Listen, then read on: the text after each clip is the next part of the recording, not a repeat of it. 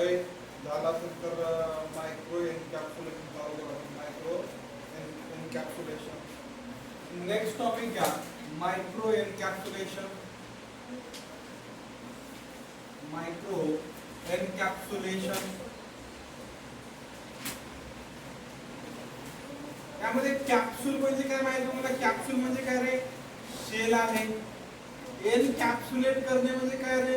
एखाद्या पार्टिकल वरती capsule form करणे म्हणजेच काय एनकॅप्सुलेशन. पण कोणत्या फॉर्म मध्ये? मायक्रो साइज मध्ये आपल्याला एनकॅप्सुलेशन करायचे. एखादा ड्रॉपलेट आहे, एखादा लिक्विड डिस्पर्शन आहे, एखादा सॉलिड डिस्पर्शन आहे किंवा एखादा सेमी सॉलिड डिस्पर्शन आहे, यावरती थिन कोटिंग करणे म्हणजेच काय एनकॅप्सुलेशन आहे. Micro encapsulation. एखादा पार्टिकल, एखादा लिक्विड डिस्पर्शन आहे, एखादा सॉलिड डिस्पर्शन पार्टिकल आहे, त्या पार्टिकल वरती थिन कोटिंग अप्लाय करणे म्हणजेच काय एक प्रकारचं एनकॅप्सुलेशन आहे. पण कोणत्या फॉर्म मध्ये? मायक्रो फॉर्म मध्ये कोटिंग करणं म्हणजेच काय एनकॅप्सुलेशन किंवा मायक्रो एनकॅप्सुलेशन. समजतंय? म्हणजे यामध्ये मेन कंटेंट कोणता राहणार आहे? ज्या ठिकाणी तुमचे ड्रॉपलेट्स आहेत हे तुमचा ऍक्टिव्ह फार्मास्युटिकल इन्ग्रेडियंट. ज्यावेळेस तुम्ही कॅप्सूल होतं, कॅप्सूल मधला इनर कोर जो आहे तो तुमचा एपीआय होता, म्हणजे ऍक्टिव्ह कॉन्स्टिट्यूएंट होता, आणि ऑदरचा जो फक्त कॅरियर होता. पण या केसमध्ये मायक्रो एनकॅप्सुलेशन म्हणजे जो इनर आहे तो ऍक्टिव्ह इन्ग्रेडियंट आहे आणि बाहेरचा फक्त कॅरियर आहे. समजतंय? लिहा डेफिनेशन त्यामध्ये. मायक्रो एनकॅप्सुलेशन म्हणजे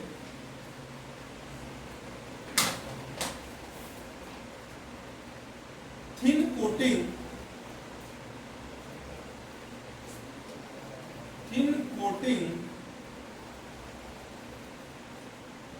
to the droplets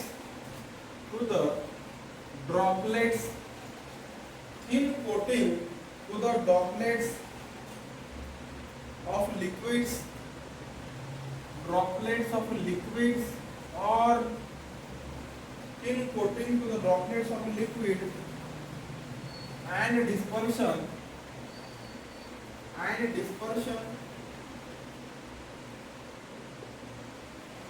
or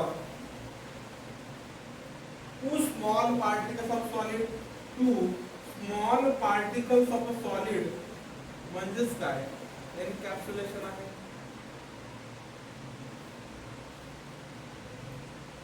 thin coating करायचे आहे कशावरती? Droplets of liquid and dispersion. Dispersion काय तुम्हाला मी सस्पेन्शन इमर्शन मध्ये सांगतो. को डिस्पर्शन काय कन्सेप्ट आहे. आणि स्मॉल पार्टिकल्स ऑफ सॉलिड्स यावरती कोटिंग अप्लाय करणे म्हणजेच काय मायक्रो एनकॅप्सुलेशन आहे. बरोबर?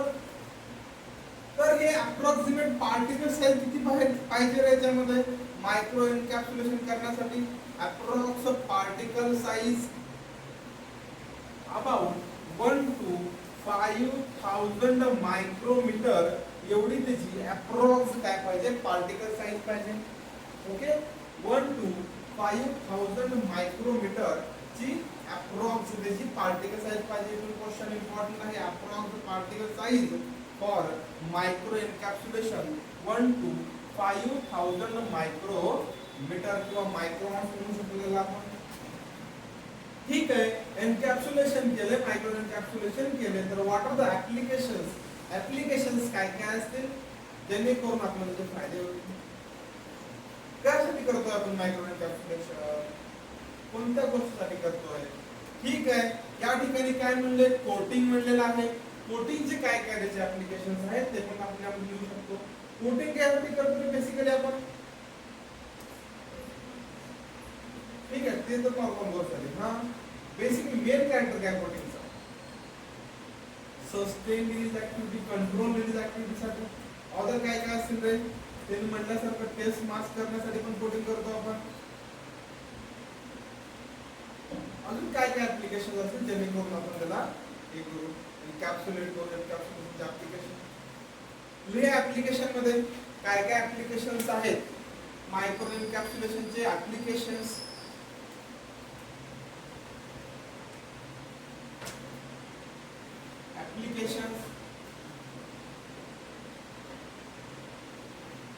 for sustained drug release, for sustained release of drug, sustained release of drug, यासाठी आपण काय करतो, मायक्रो एन्कॅप्सुलेशन करतो. नंतर प्रोलॉंग्ड मेडिकेशन ऍक्शन, सस्टेन रिलीज केले म्हणजे काय, प्रोलॉंग्ड मेडिकेशन ऍक्शन असेल, प्रोलॉंग्ड मेडिकेशन ऍक्शन म्हणजे लक्षात द्या, तुम्ही एन्कॅप्सुलेट करतोय म्हणजे त्याला काहीतरी सस्टेन ऍक्टिव्हिटी देतोय, त्याची ऍक्टिव्हिटी लॉंग ऍक्शन देतोय, नंतर एखाद्या थर्मल डिग्रेडेशन वाचवतोय, डिग्रेडेशन कमी करतोय, म्हणजे काहीतरी बेटर करतोय, म्हणजे एन्कॅप्सुलेशन जे बेटर दिसते त्या ठिकाणी तुम्ही ऍप्लिकेशन टाकून द्यायचं. नंतर आहे test mask, test mask for chewable tablets, for chewable tablets, यामध्ये पण मायक्रो एन्कॅप्सुलेशन कन्सेप्ट यूज करतो.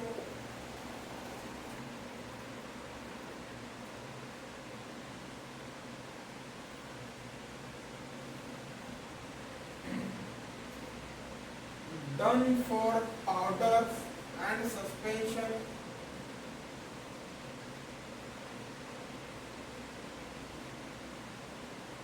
सस्पेन्शन आणि पावडर मध्ये पण आपण मायक्रो एन्कॅप्सुलेशन करतो. ह्या गोष्टीसाठी सस्टेन रिलीज आणि प्रोलॉंग्ड मेडिकेशन ऍक्शन साठी.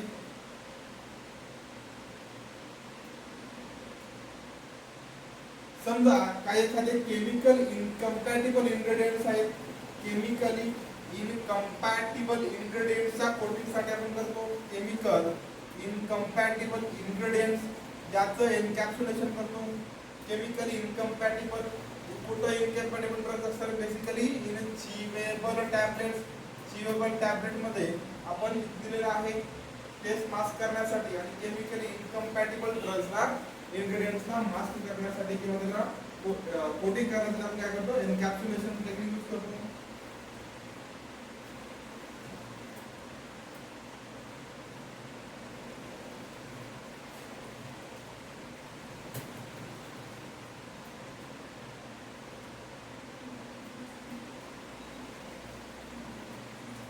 आणि एखादी ऍडव्हान्स टेक्निक किंवा न्यू फॉर्म्युलेशन टेक्निक म्हणून यूज करतो, just like creams, ointment, lotions, या कंडिशनची कोटिंग यूज करून आपण काय करतो, मायक्रो एन्कॅप्सुलेशन टेक्निक यूज करून त्याला फॉर्म्युलेशन करतो. एक प्रकारचं ऍडव्हान्समेंट होते, न्यू ड्रग डिलिव्हरी सिस्टम आहे.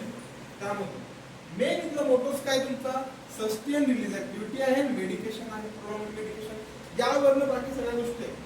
ह्या दोन गोष्टी आल्या समजायचं काहीतरी ऍडव्हान्समेंट होते.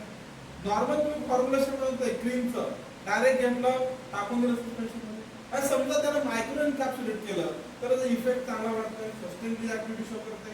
यामुळं अदर फॉर्म्युलेशन मध्ये पण आपण यूज करतो मायक्रो एन्कॅप्सुलेशन मध्ये, just like a new formulations like creams, lotions,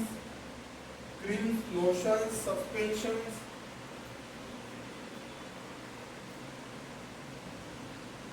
creams, lotions, ointments, powders,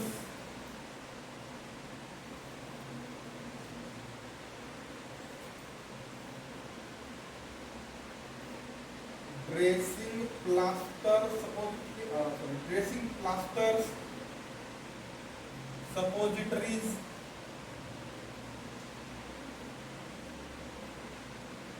question पडत नाही, लिहून घ्यायचं कॉलेज.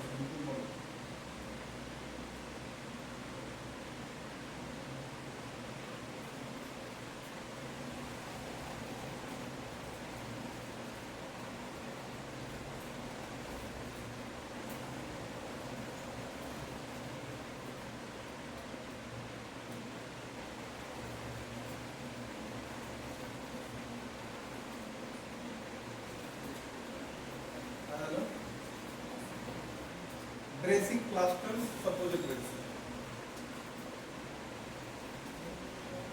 ठीक आहे, परंतु एन्कॅप्सुलेशन करते ऍप्लिकेशन झाले, बेसिकली काय अल्टरेशन करताय, त्याचा कशा प्रकारे फंक्शन करताय, कोणत्या ठिकाणी ऍक्टिव्हिटी शो करते. ठीक आहे, म्हणतोय सस्टेन रिलीज ऍक्टिव्हिटी शो करते, पण कशा प्रकारे करणार आहे ते, काय करून करणार आहे, त्या गोष्टी आपण बेसिकली युजेस काय, त्याचं मेन मेकॅनिझम काय ते बघायचं आहे. लिहिलंय. काय प्रोव्हाइड करणार आहे एन्कॅप्सुलेशन बघायचं आहे. एखादं लिक्विड फॉर्म्युलेशन आहे, त्या लिक्विड फॉर्म्युलेशनला किंवा लिक्विड ड्रॉपलेट आहे त्याला जर आपण एन्कॅप्सुलेट केलं तर लिक्विड जे फॉर्म आहे ते सॉलिड मध्ये कन्वर्ट होऊ शकतं का नाही. आपण एखादं पॉलिमर अप्लाय करतोय कशावरती, लिक्विड ड्रॉपलेटवरती. पण पॉलिमर ड्राय झाल्यानंतर आणि इनर काय असेल, लिक्विड फॉर्म असेल आणि आउटर काय असेल, पॉलिमर असेल, तर तो ड्राय फॉर्म होईल. म्हणजे काय लिक्विड टू सॉलिड कन्वर्ट होते एन्कॅप्सुलेशन. बरोबर. पहिला पॉईंट काय त्याच्यामध्ये प्रोव्हाइड्स मायक्रो एन्कॅप्सुलेशन प्रोव्हाइड्स काय प्रोव्हाइड करतं, converting liquid to solid, provides converting liquid to solid. म्हणजेच आता सांगितल्या प्रकारे हे लिक्विड ड्रॉपलेट आहे. या लिक्विड ड्रॉपलेट वरती आपण जर पॉलिमरची एन्कॅप्सुलेशन केलं, नंतर ड्रायिंग केल्यानंतर ते काय फॉर्म होतं, सॉलिड मध्ये कन्वर्जन होतं. म्हणजे काय होतं, लिक्विड टू सॉलिड कन्वर्जन होत आहे यामध्ये. बरोबर समजायला.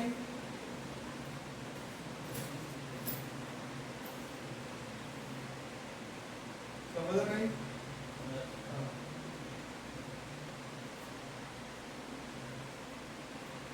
मायक्रो एन्कॅप्सुलेशन केल्यामुळे एखाद्या पार्टिकल आहे त्या पार्टिकलला स्पेसिफिक कोलॉइडल प्रॉपर्टीज असतात, स्पेसिफिक सरफेस प्रॉपर्टीज असतात.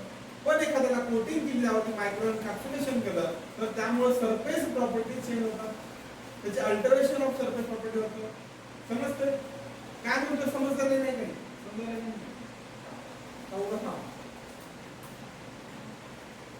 ओके. म्हणजे एखादी सरफेस आहे, या सरफेसमध्ये एन्कॅप्सुलेशन केलं.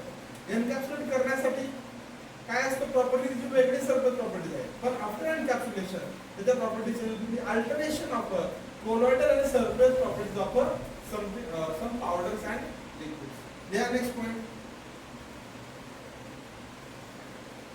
altering colloidal and surface properties, altering colloidal and surface properties.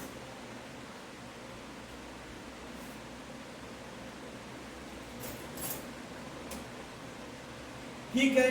एखादा फॉर्म्युलेशन आहे, एखादा ड्रग आहे, त्याला एन्व्हायरमेंट पासून प्रोटेक्शन करायचं आहे, तर त्या केस मध्ये आपण काय करतो, मायक्रो एन्कॅप्सुलेशन करतो. त्यामुळे एन्व्हायरमेंटल प्रोटेक्शन म्हणतो.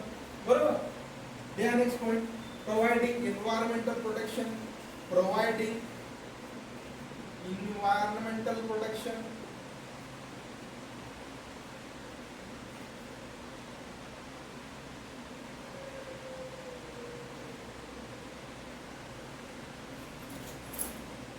आता बघितल्या प्रकारचे स्पेशल मेकॅनिझम काय रे, control release characteristics.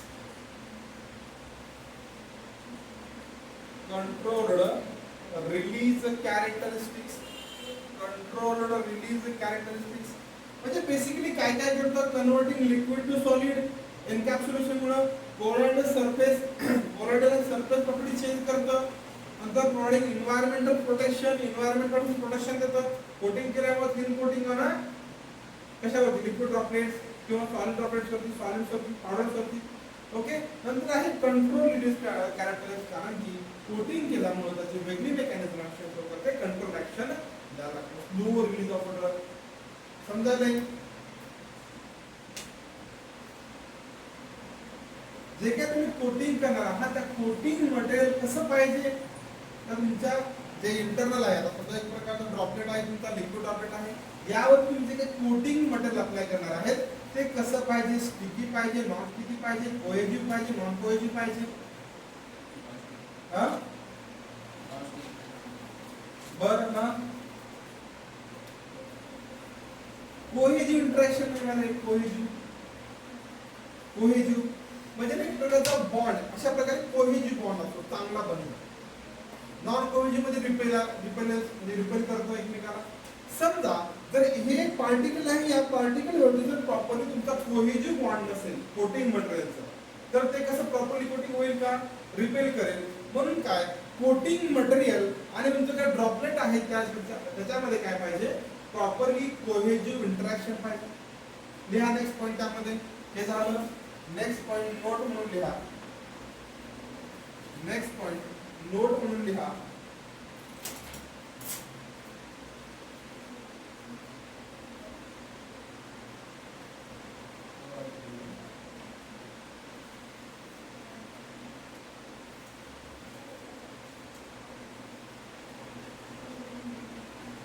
coating material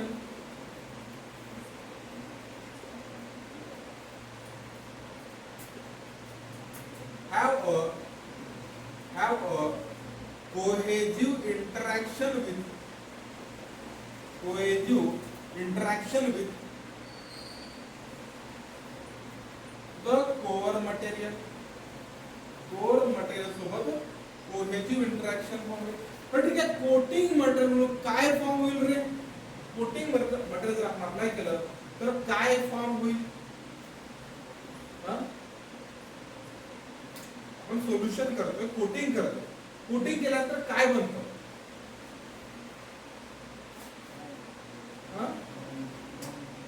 coating केलं. कोटिंग करणे म्हणजे काय? एक प्रकारचे फिल्म फॉर्म. फिल्म फॉर्म म्हणजे काय? एवढं सोपं आहे की कोटिंग मटेरियल काय होतं? फिल्म फॉर्म मध्ये. आणि या फिल्म मध्ये आणि कोर मटेरियल मध्ये कसं पाहिजे? कोहेजिव्ह इंटरॅक्शन पाहिजे. कोहेजिव्ह इंटरॅक्शन म्हणजे यालाच मी कन्वर्ट केलंय की फिल्म जी आहे फॉर्म झालेली आहे त्या फिल्म मध्ये आणि त्या कोर मटेरियल मध्ये कोहेजिव्ह इंटरॅक्शन असायला पाहिजे. ठीक आहे. तुमचं कोटिंग मटेरियल जे आहे कशा प्रकारे पाहिजे? इनकम्पॅटिबल पाहिजे, कम्पॅटिबल पाहिजे, कसं पाहिजे? एखादा कोटिंग मटेरियल तुम्ही चूज करताय तर त्या कोटिंग मटेरियलच्या ड्रग सोबत मेन कोर मटेरियल सोबत कसे कॅरेक्टरिस्टिक्स पाहिजे आपण त्यामध्ये शिकलोय म्हणून आपण बरं करतो. कोटिंग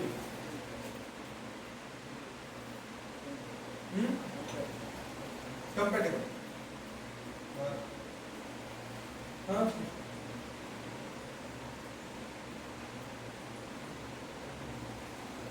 रिएक्टिव्ह असले पाहिजे का नाही? Non reactive. कम्पॅटिबल असले पाहिजे कम्पॅटिबल. कोणते कोटिंग मटेरियलचे प्रॉपर्टीज आहे? प्रॉपर्टीज पहिला आहे कंपॅटिबिलिटी. कंपॅटिबल आणि non reactive. Non reactive with कशासोबत? कोर मटेरियल सोबत. नॉन रिएक्टिव्ह कोर मटेरियल सोबत कंपॅटिबल असले पाहिजे. कोणता? कोटिंग मटेरियल एन्कॅप्सुलेशन मधला.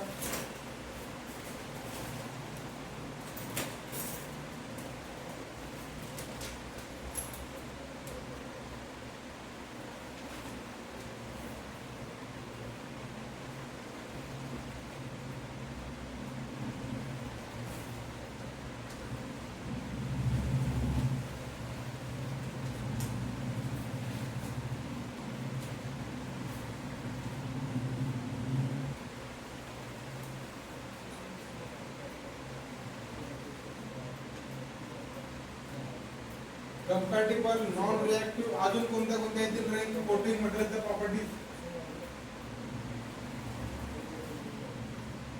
कोटिंग मटेरियलच्या प्रॉपर्टीज कोणत्या येतील देशमुख?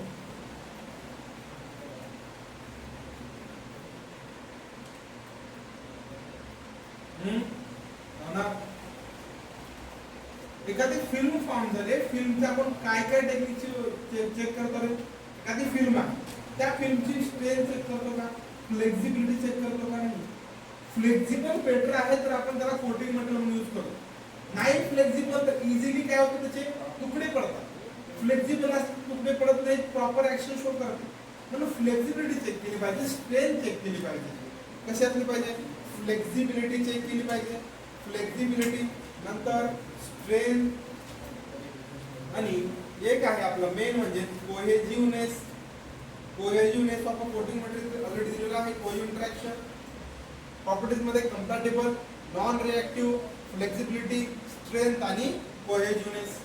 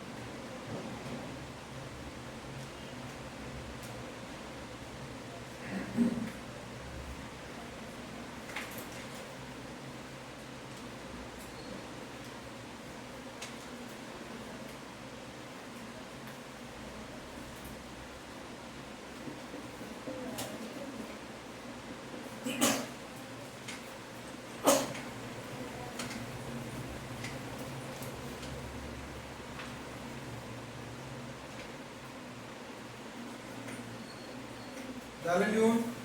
नेक्स्ट आहे micro encapsulation methods and their applications. Micro encapsulation methods and their application. या नेक्स्ट पॉइंट टेबल करा. Micro encapsulation methods and their application. यामध्ये पहिला आहे मेथड,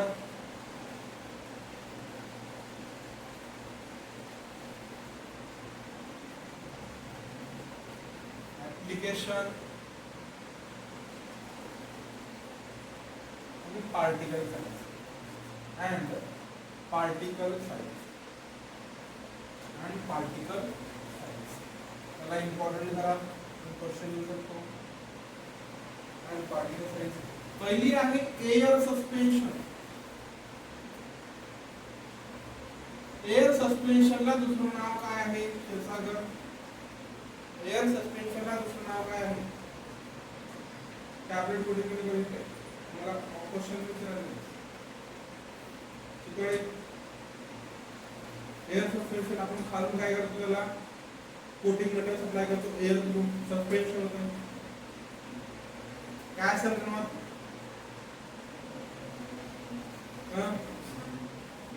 आता सस्पेन्शन आपण कोटिंग, कान कोटिंग शिकली, तेव्हा दुसरी होती कोणती? Air suspension. खालून काय करायचं, coating material plus air supply करायचं. त्याला दुसरी टेक्निक आहे, दुसरं नाव आहे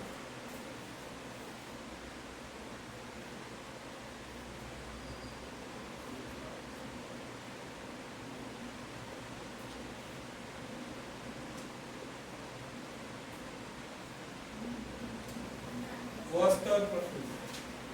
नाही वाचलं की तुम्हाला विचारलं होतं वॉस्टर प्रोसेस राहिले नाही का? पण आहे त्याच्यामध्ये कोटिंग का एअर सस्पेन्शन मध्ये आहे. ब्लॅक म्हणून ओपन करा, मी दिलं नाही पण आले होते माझ्याकडे.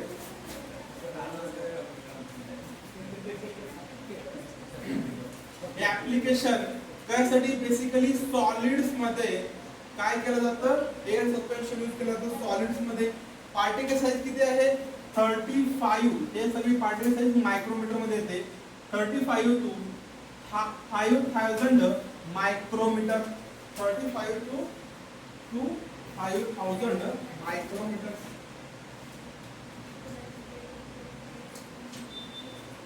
कोसर्वेशन phase separation. Coacervation phase separation.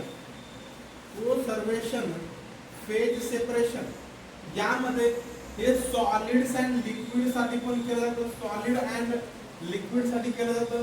त्याची आहे 2 to 5000 micron. 2 to 5000 micron.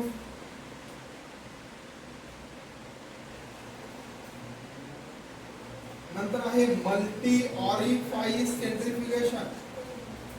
Multi orifice centrifugation. Multi orifice centrifugation यामध्ये solve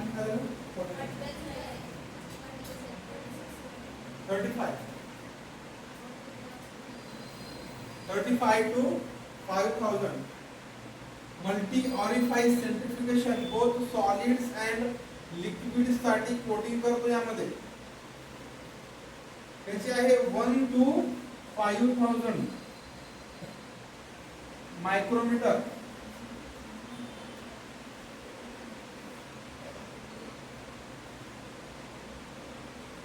pan coating only solids. आपण टॅबलेट कोटिंग केलं ते पॅन कोटिंग आहे एक प्रकारची. त्यामध्ये 600 to 5000 मायक्रॉन. 600 to 5000 micron. नंतर आहे सॉल्व्हंट इव्हॅपोरेशन. सॉल्व्हंट इव्हॅपोरेशन यामध्ये solids and liquids. Solids and liquids 5 to 5000. 5 to 5000 microns.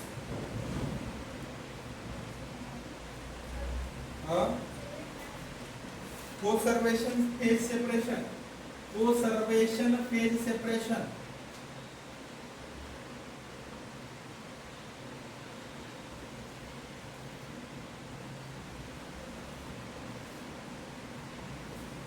Coacervation phase separation आहे. सहावा आहे spray drying and spray congealing, spray drying and spray congealing. Deshmukh का लिहित नाही spray drying and spray congealing. त्यामध्ये solids आणि liquid साठी, बोथ सॉलिड्स अँड लिक्विडचा कोटिंग करण्यासाठी केलं जातं. यामध्ये 600 मायक्रॉन थोडी पार्टिकल साईज पाहिजे स्प्रेइंग अँड स्प्रे कॉन्जेलिंग मध्ये. हे मायक्रो एन्कॅप्सुलेशनच्या मेथड्स आहेत. ओके, त्याचे ऍप्लिकेशन्स. पहिली आहे एअर सस्पेन्शन, वर्स्टर प्रोसेस किंवा वर्स्टर प्रोसेस म्हणा. त्यामध्ये कशासाठी केलं, सॉलिड्स मध्ये केले जाते.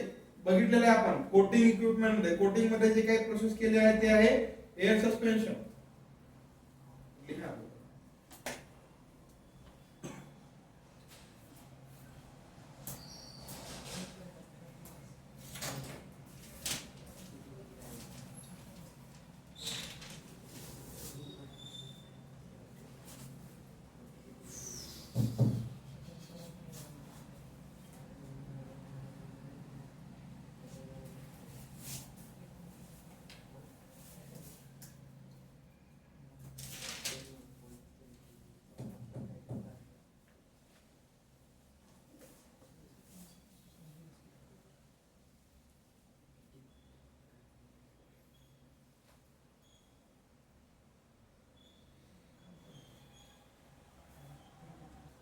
त्यामध्ये पहिला आहे air suspension.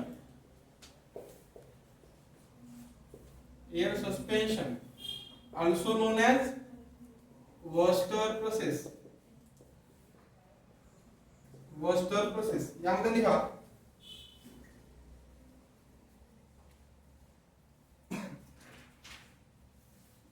Process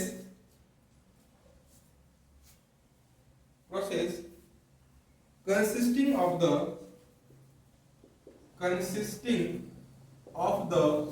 dispersion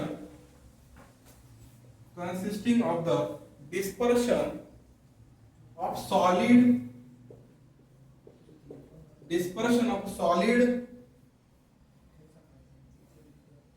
particulate core material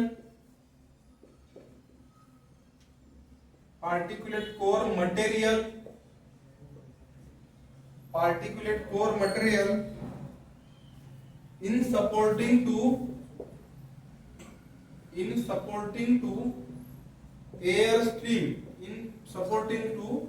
airstreamच्या support मध्ये काय करतोय आपण, कोटिंग करतो सॉलिड आणि पार्टिक्युलेट कोर मटेरियलचा. ओके, त्यावरती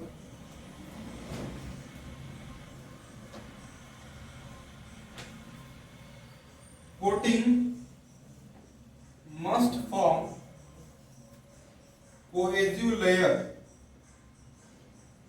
on core material.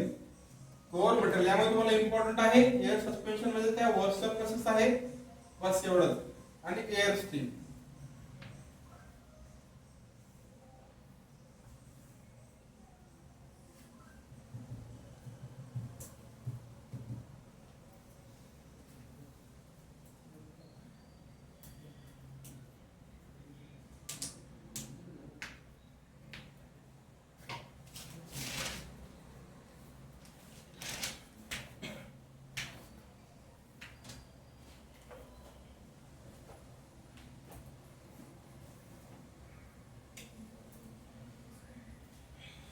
नेक्स्ट आहे कोसर्वेशन फेज सेपरेशन किंवा डायरेक्टली कोसर्वेशन म्हणू शकतो.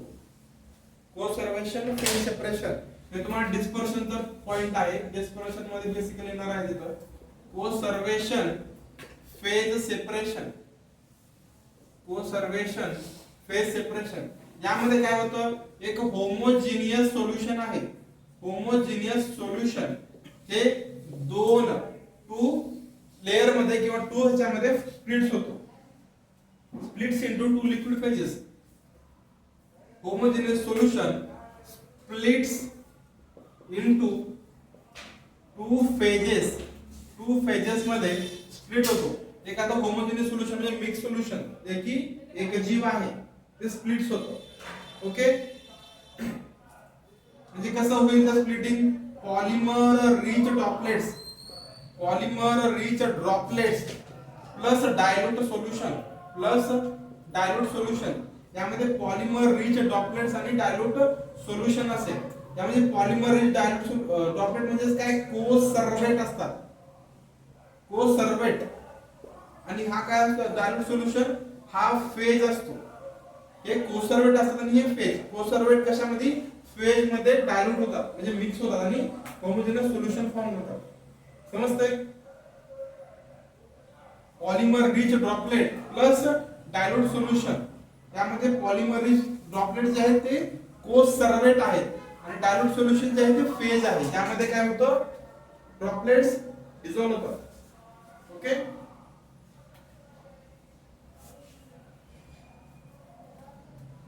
आणि हे कोसर्वेशन फेज सेपरेशन कशामुळे हॅपन होते? It happens due to electrostatic interaction. Electrostatic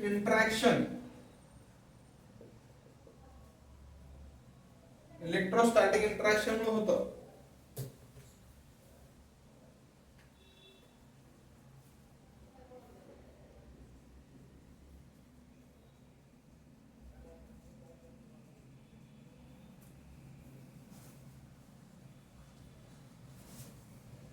electrostatic interaction, hydrophobic interaction आणि पीएच अँड साल्ट फॉर्म मुळे काय होतं कोसर्वेशन फेज सेपरेशन होतं.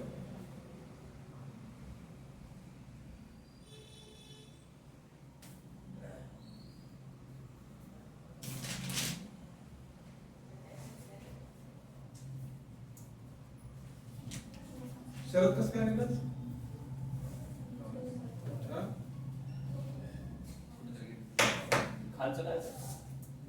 pH and I think salt form.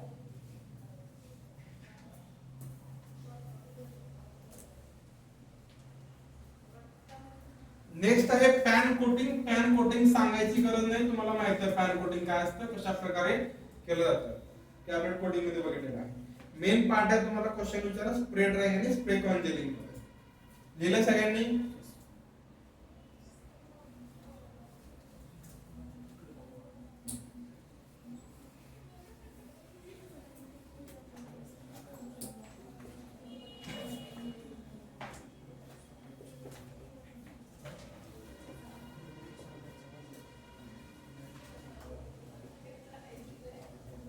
Spray drying and spray कंजेलिंग.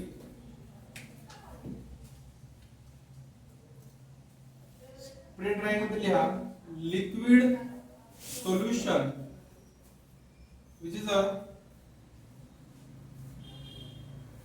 liquid solution or suspension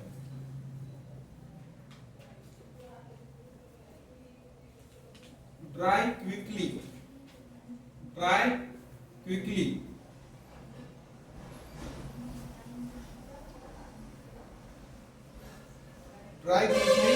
due to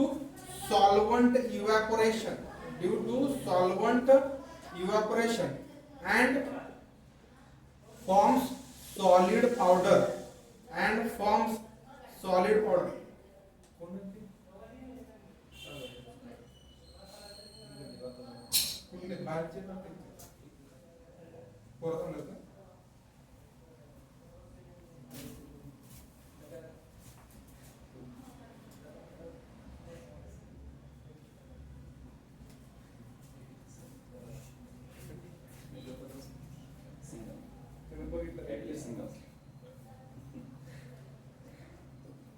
यामध्ये spray ड्रायिंगचं principal आहे.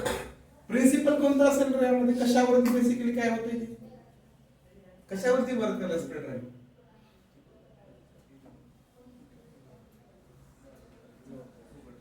Principal आहे इव्हापोरेशन वरती principal आहे spray drawing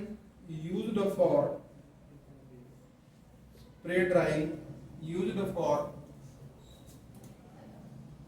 heat stable drugs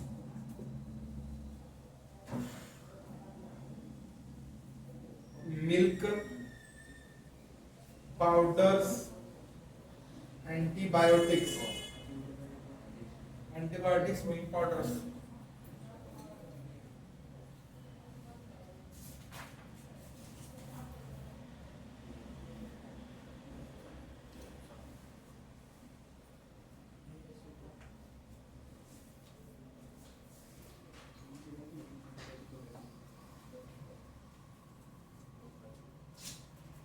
spray Conjuring म्हणजेच काय रे spray चिल्लिंग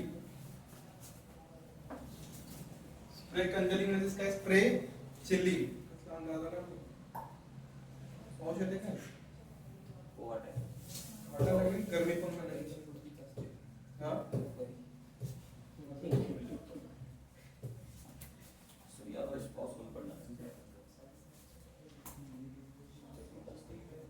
drug is mixed with molten carrier सोबत drug mix केला जातो which is a lipid or wax carrier कोणता राहील lipid or wax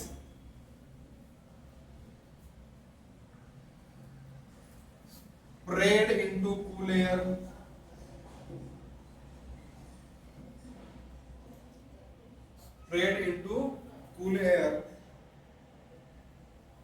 नंतर काय ड्रॉपलेट कशी होतील सॉलिडिफाय यामध्ये इव्हॅपोरेशन होईल का रे नो इव्हॅपोरेशन कशासाठी यूज केलं जाईल सांगते कोणी आता स्प्रे कॉन्जरिंग कशासाठी यूज केलं जाईल कशासाठी तर आता इथं हीट स्टेबल ड्रग्स इथं हीट लॅबाइल ड्रग्स लॅबाइल का heat sensitive heat sensitive drugs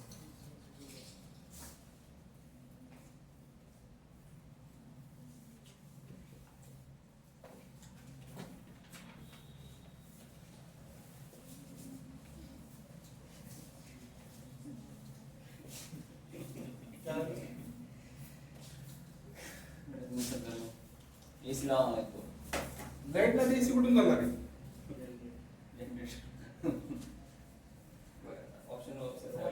heat sensitive taste masking आणि कंट्रोल एडिस याचा प्रिन्सिपल काय असेल रे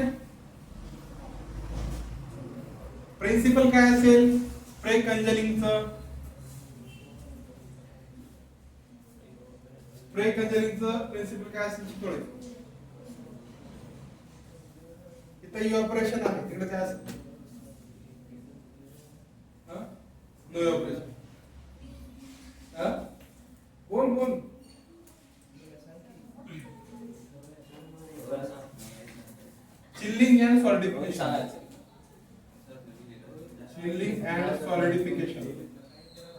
chilling and solidification is spray conjuring the mechanism principle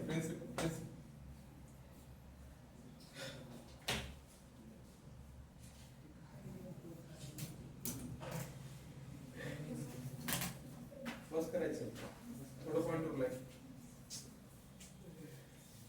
फक्त कोणते हे आहे ते लिहून घ्यायचे लिहून देऊ घेता लिहून फक्त काय लिहून देणार आहे काय यामध्ये coating materials used in micro encapsulation त्यामध्ये वॉटर सोल्युबल रेजिन्स कोणते आहेत वॉटर इन्सोल्युबल रेजिन्स कोणते आहेत वॅक्सेस आणि लिपिड्स कोणते आहेत आणि एंटरिक रेजिन्स कोणते आहेत बरोबर लिहिता कधी लगेच लिहा